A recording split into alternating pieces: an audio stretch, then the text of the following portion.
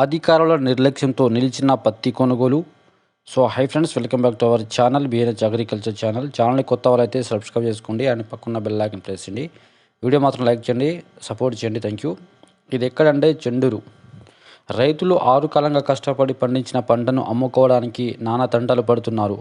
నాణ్యత, తేమ పేరుతో సీసీ కేంద్రాల్లో పత్తిని కొనుగోలు చేయకపోవడంతో రైతులు ఆగ్రహం వ్యక్తం చేస్తున్నారు.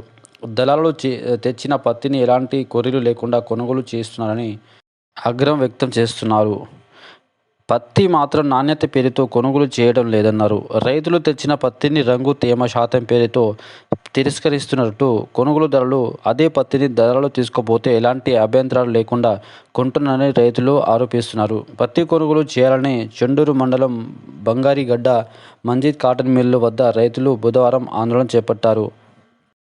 మంగళవారం స్లాట్ బుక్ చేసుకుని పత్తి తీసుకురాగా నాణ్యత లేదని 10 మంది రైతులకు చెందిన పత్తి కొనుగోలు నిలిపివేశారు.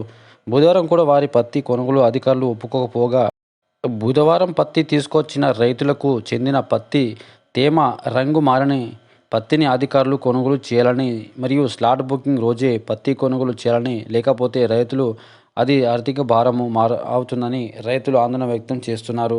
నాణ్యత లేని పత్తిని ధర తగ్గించి కొనుగోలు చేసేలా అధికారులు చర్యలు తీసుకోవాలని రైతులు కోరుతున్నారు.